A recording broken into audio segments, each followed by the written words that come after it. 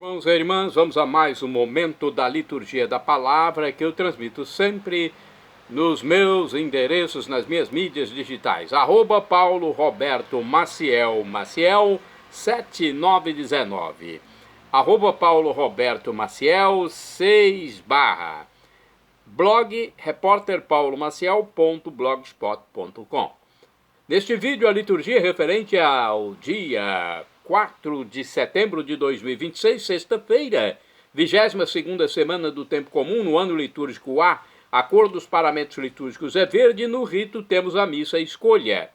A primeira leitura é a leitura da primeira epístola de São Paulo aos Coríntios, capítulo 4, versículos do 1º ao 5º. Irmãos, que todo o mundo nos considere como servidores de Cristo e administradores dos mistérios de Deus. A este respeito, o que se exige dos administradores é que sejam fiéis. Quanto a mim, pouco me importa ser julgado por vós ou por algum tribunal humano. Nem eu me julgo a mim mesmo. É verdade que a minha consciência não me acusa de nada. Mas não é por isso que eu posso ser considerado justo. Quem me julga é o Senhor. Portanto, não queirais julgar antes do tempo. Aguardai que o Senhor venha. Ele iluminará o que estiver escondido nas trevas e manifestará os projetos dos corações. Então cada um receberá de Deus o louvor que tiver merecido. Palavra do Senhor, graças a Deus. Agora o Salmo responsorial é o 36 na Bíblia Vulgata ou 37 na Bíblia de Jerusalém. Versículos 3º ao 4º, 5º ao 6º, 27 a 28, 39 ao 40, refrão 39a.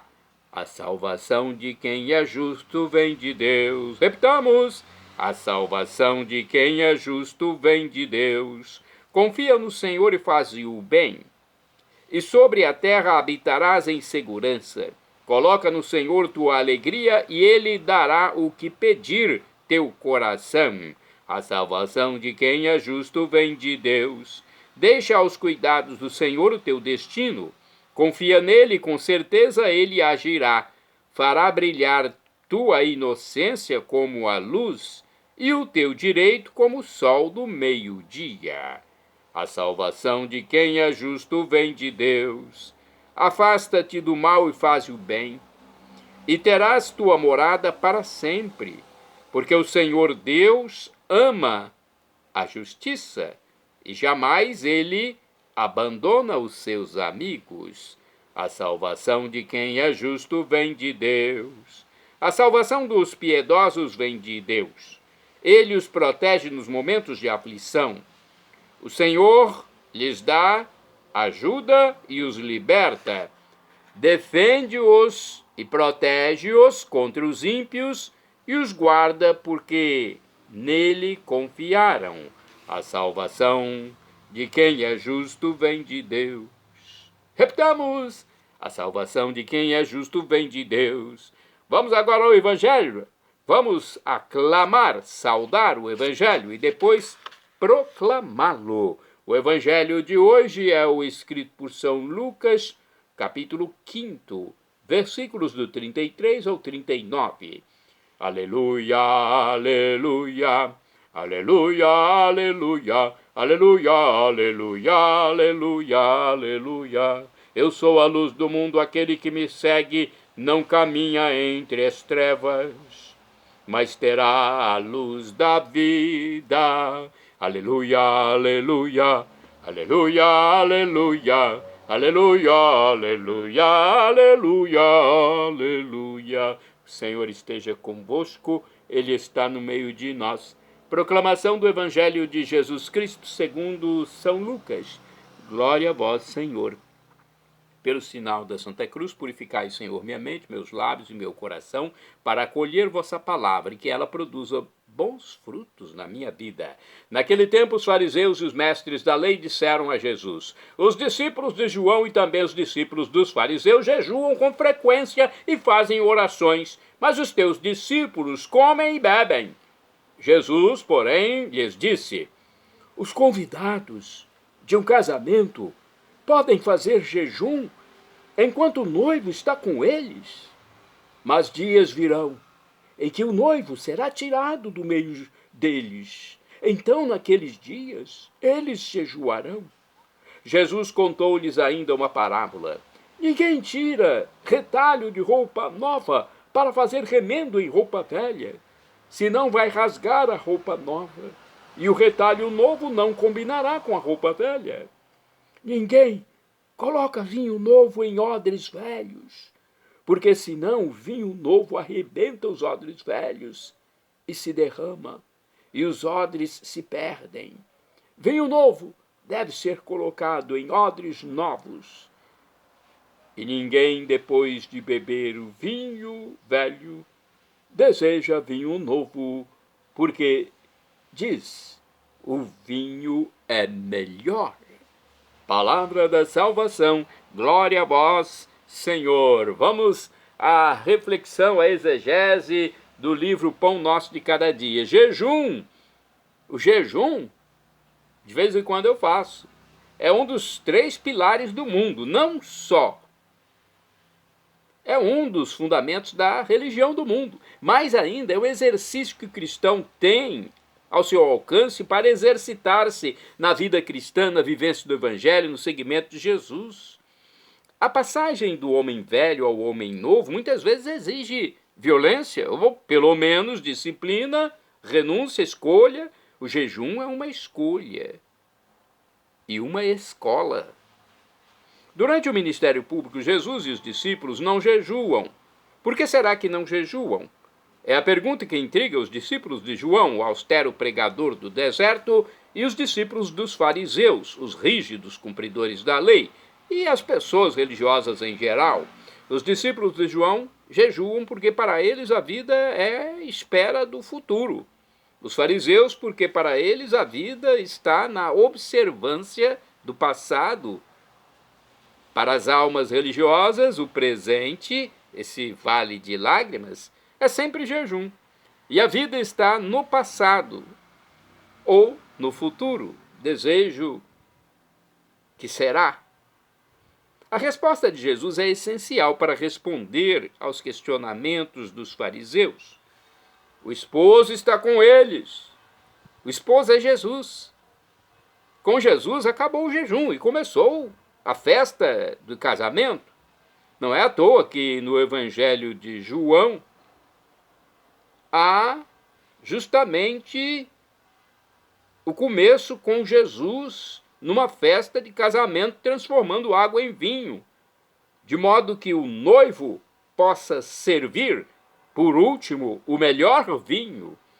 O milagre de Caná da Galileia não está aí para dizer que Jesus abençoou o casamento ou para mostrar o companheirismo de Jesus, que salvou os noivos do apuro. Caná é um símbolo da aliança que Jesus veio realizar com a humanidade toda. Em Jesus, Deus quer casar-se com a humanidade. Que bonito, hein? Em Jesus, Deus quer casar-se com a humanidade. A igreja é a esposa de Jesus. Jesus é o noivo. É muito belo isso. O começo dos sinais de Jesus é substituir a água insípida, incolor e inodora da lei, que ordena, mas não dá a capacidade de cumprir, pela ebriedade, a capacidade de embriagar do vinho, que é o amor que Jesus vive e com o qual, pelo Espírito, ele veio nos contagiar. Se a alegria não for maior do que o peso e a pena, ainda somos escravos da lei. Não conhecemos o amor e o Espírito do Senhor não está em nós. Estamos acostumados a pensar Deus como Pai.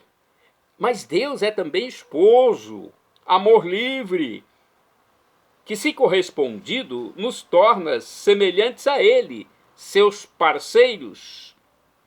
A vida cristã, porém, nos limites deste mundo e da nossa história individual e coletiva, ainda não é plena. O casamento aconteceu, foi consumado na cruz. Mas o noivo agora está ausente, foi glorificado e não é visível aos nossos olhos. Dispomos apenas de sinais de sua presença: a palavra, os sacramentos e os pobres, onde ele está disponível ao nosso amor.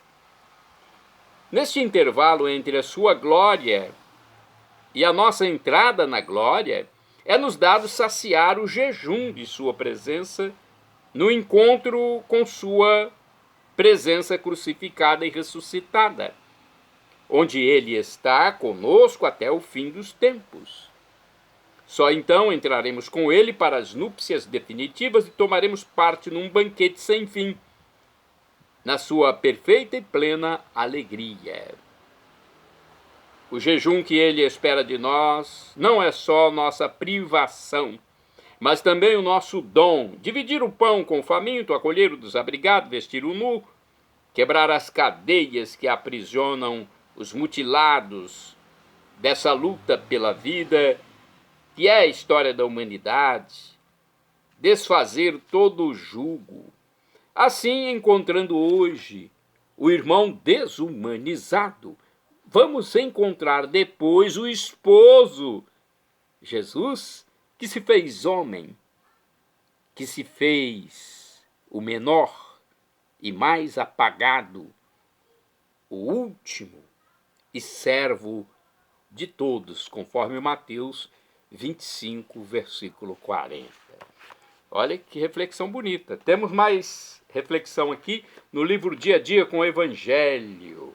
Reflexão sobre Lucas, capítulo 5, versículos do 33 ao 39. Aqui diz o seguinte: o assunto cai sobre a prática do jejum. Há dois grupos de discípulos que o praticam, os de João e os dos fariseus, ao passo que os discípulos de Jesus não fazem. Doutores da lei, fariseus, querem de Jesus uma satisfação. Jesus desloca a importância do jejuar para o significado do noivo, o próprio Messias, que ora está presente no meio deles. São tempos novos. O tempo da espera já se cumpriu. Agora é alegrar-se com a presença de Jesus e da sua boa nova, ouvir-lhe o apelo e dar-lhe adesão pela fé. A comparação de Jesus acentua a necessidade de dar um salto de qualidade para superar esquemas envelhecidos, a roupa velha, vinho velho, e assumir a novidade do reino, roupa nova, vinho novo. Isto é, vida abundante e liberdade para todos. Há cristãos que relutam em aceitar que a igreja se renove. Aqui no livro Palavra e Vida também temos uma reflexão sobre Lucas capítulo 5, versículos do 33 ao 39.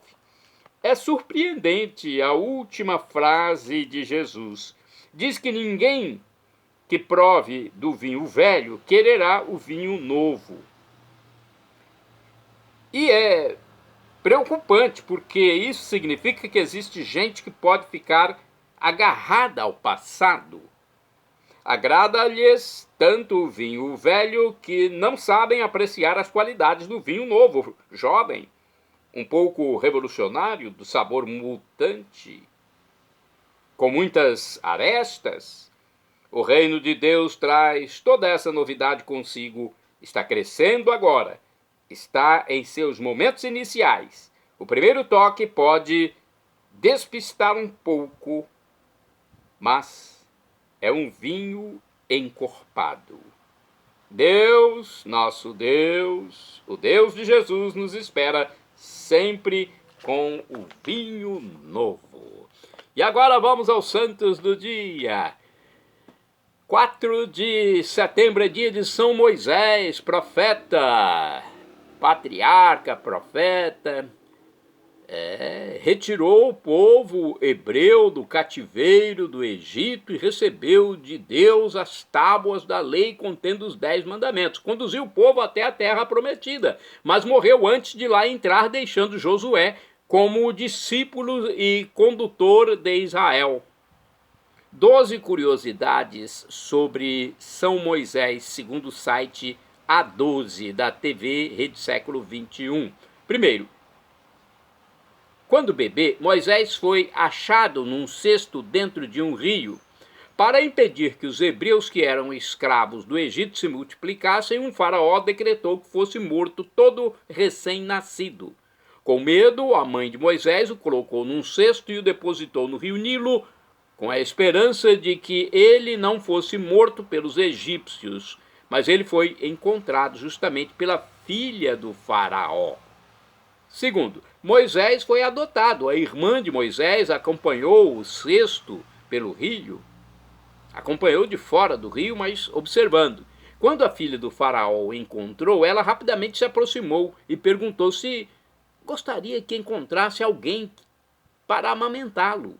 A filha do faraó permitiu. Desta forma, a verdadeira mãe de Moisés o amamentou, mas ele ficou morando no palácio. Terceiro, vamos lá, a terceira curiosidade, terceiro ponto. Moisés fugiu de casa. Certa vez, Moisés viu um egípcio batendo num escravo. E esse escravo era hebreu. Ele ficou cheio de ira e matou o soldado. A notícia se espalhou e o faraó mandou matar Moisés. Por isso ele fugiu do Egito e foi morar em Madiã. Quarta curiosidade, quarto ponto. Ele se apaixonou num poço de água, chegando em Madiã, à beira do poço, onde era de costume buscar água para dar aos rebanhos.